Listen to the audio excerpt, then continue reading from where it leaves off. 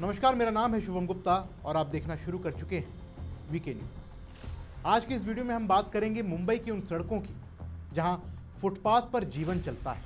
हम बात करेंगे महिलाओं की सुरक्षा की, अतिक्रमण की, जकड़न की, और इन सब के बीच बात करेंगे एक सवाल की कि क्या मुंबई में गैर कानूनी तरीके से रहने वाले विदेशी नागरिकों की संख्या अनियंत्रित हो चुकी है? क्या फर्जी दस्तावेजों के जरिए यहाँ की नागरिकता और अधिकार हत्याए जा रहे हैं? और अब जब बीजेपी की मेयर रितु तावड़े ने इस मुद्दे पर सख्त कार्रवाई शुरू की है, तो सवाल ये भी है कि पहले ये कार्रवाई क्यों नहीं हुई जब उद्धव ठाकरे की सरकार थी, जब संजय राउत हर दिन टीवी पर गरजते थे, तब मुंबई की इन समस्याओं पर चुप्पी क्यों थी? क्या वोट बैंक की राजनीति इतनी मजबूत थी कि कानून व्यवस्था भी गौण हो गई थी? आज हम इन सवालों पर चर्चा करेंगे, तथ्यों को देखेंगे और सोचेंगे कि आखिर मुंबई की ये लड़ाई कहाँ ले जा रही है। तो चलिए शुरू करते हैं। तो सबसे पहले आपको बता दें कि मुंबई की नई मेयर रितु तावड़े पद संभालते ही एक्शन मोड में आ चुकी हैं। उन्होंने फर्जी बर्थ सर्टिफिकेट के खिलाफ मोर्चा खोल दिया है, खासकर उन सर्टिफिकेट्स के खिलाफ जो अवैध बांग्लादेशी प्रवासियों को जारी किए गए थे।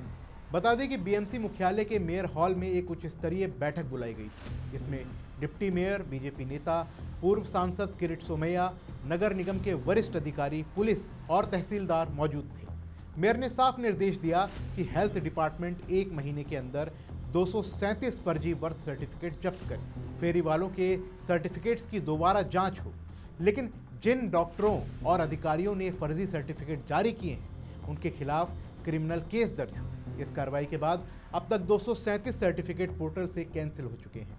8 लोगों के खिलाफ क्रिमिनल एक्शन भी लिया जा चुका है और 2 मेडिकल ऑफिसर सस्पेंड भी किए गए हैं। इसी के साथ ही 1 जनवरी 2016 के बाद जारी सभी देरी से मिले बर्थ सर्टिफिकेट की फिर से जांच होगी। मेयर ने फेरी वालों के लाइसेंस, आधार कार्ड, पहचान पत्र सबकी सख्त जांच के आदेश दिए हैं और साथ ही नगर निगम और पुलिस के बीच तालमेल बढ़ाने को कहा है, क्योंकि शिकायतें लगातार आ रही थी कि फेरी वालों की बढ़ती संख्या में अवैध प्रवासी भी शामिल हो चुके हैं। अब सवाल उठता है कि ये कार्रवाई क्यों ज़रूरी थी, क्योंकि मुंबई की सड़कें सिर्फ व्यापार की नहीं, जीवन की भी है। यहाँ की महिलाएं, बच्चे, बुजुर्ग सब प्रभावित होते हैं। अवैध प्रवासियों के फर्जी दस्तावेज शहर की सुरक्षा को चुनौती दे रहे थे। लेकिन ये समस्या नई नहीं है, पिछले कई सालों से इसकी शिकायतें थी। उद्धव ठाकरे की सरकार में भी थी। तब संजय राउत हर दिन टीवी पर भाषण देते थे, महाराष्ट्र की अस्मिता की बात करते थे, लेकिन वो अवैध प्रवासियों पर चुप्पी साधे रहते थे। फर्जी दस्तावेजों पर कभी कोई एक्शन नहीं लिया। क्यों? क्योंकि इसके पीछे थी वोट बैंक की राजनीति। अल्पसंख्यक वोट, बांग्लादेशी प्रवासियों को वोटर बनाने की कोशिशें।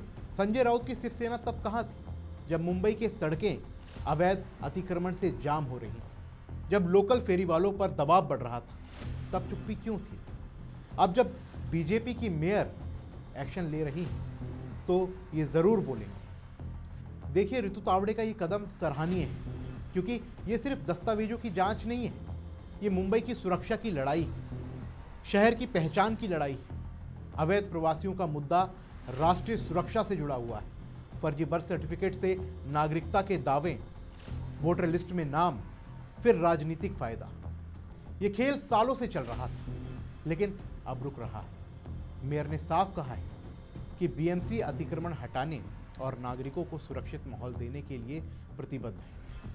लेकिन यहाँ रुकिए, अब एक सवाल उठता है कि क्या ये सिर्फ बीजेपी का क्रेडिट है?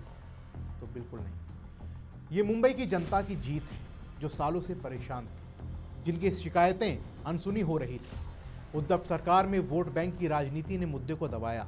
संजय राउत की गर्मा गर्म बयानबाजी सिर्फ विरोधियों पर चलती है, लेकिन अपनी सरकार में अवैध प्रवासियों पर वो चुप रहते थे। अब जब एक्शन हो रहा है, तो शायद नई आलोचना शुरू होगी। लेकिन जनता देख रही है कि कौन सच में मुंबई के लिए काम कर रहा है और कौन सिर्फ कुर्सी के लिए।